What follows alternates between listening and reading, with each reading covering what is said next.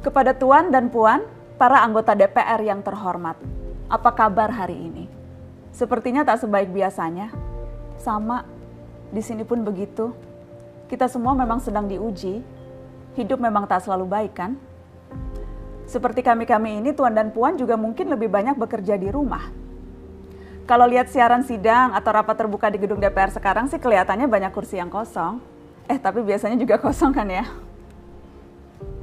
Tuan dan Puan anggota DPR yang terhormat.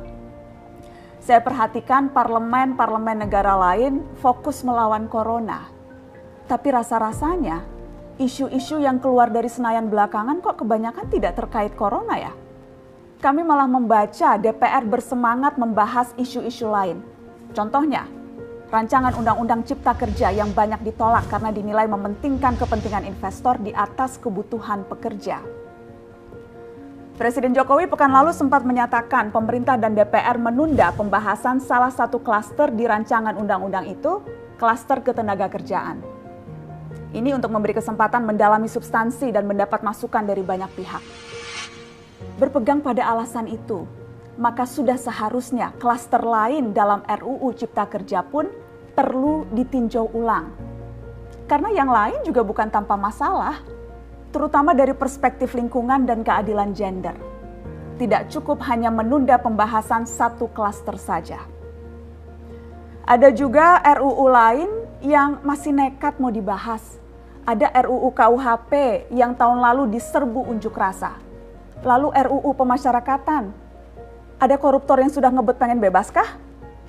Apa kabar Pak Yasona? Terus terang saja, membahas undang-undang yang menyangkut hajat hidup orang banyak di masa seperti sekarang ini terlalu mengundang curiga. Gara-gara pandemi yang pada jatuh cinta saja berani menunda nikah loh. Ini kok DPR buru-buru banget kayak lagi kejar setoran? Tidak ada undang-undang yang tidak penting, semua penting. Justru karena undang-undang itu penting, aneh jika pembahasannya diseriusi di waktu seperti sekarang. Saat dimana perhatian dan konsentrasi kita sedang terkuras bertahan hidup di tengah wabah. Produk hukumnya pun berpotensi cacat bila tidak memenuhi ketentuan dan rasanya belum ada aturan pembahasan RUU secara virtual. Jika ngotot menuntaskan Omnibus Law atau RUU KUHP atau RUU pemasyarakatan, jangan salahkan jika ada yang menilai DPR tidak menjadikan perang melawan corona sebagai prioritas. Saya percaya setiap tindakan dan keputusan di masa krisis mencerminkan skala prioritas. Atau memang inikah prioritas wakil-wakil rakyat kami saat ini? Bikin ribut juga jelas tak seharusnya jadi prioritas. Satgas COVID-19 DPR kemarin dikabarkan mengimpor jamu ilegal dari Tiongkok secara besar-besaran untuk pasien positif virus corona. Satgas kemudian membantah itu, katanya ini diproduksi di Jakarta dan merupakan sumbangan Wakil Ketua DPR RI Sufmi Dasko yang akan dibagikan gratis ke berbagai rumah sakit. Kemudian dikabarkan juga jamunya mengandung bahan berbahaya dan belum terbukti klinis. Satgas lagi-lagi membantah, katanya sedang proses mendapatkan izin edar di Badan Pengawasan Obat dan Makanan. Sedang itu berarti belum kan ya?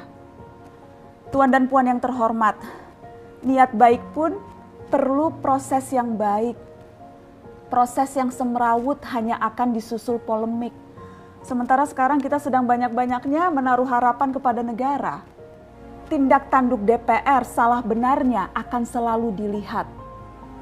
Makanya sempat ramai juga warganet mengkritik Satgas COVID-19 DPR RI yang berfoto mengenakan APD saat hendak berkunjung ke rumah sakit darurat Wisma Atlet menyerahkan sumbangan DPR. Ini dinilai melukai hati masyarakat. Tenaga medis kita saja bertaruh nyawa benar karena kekurangan APD. Tidak ada yang meragukan jumlah sumbangan DPR. Kami yakin pasti banyak, namanya juga DPR, beli ribuan rapid test saja mampu, ngeborong jamu apalagi. Tapi ini soal rasa dan empati.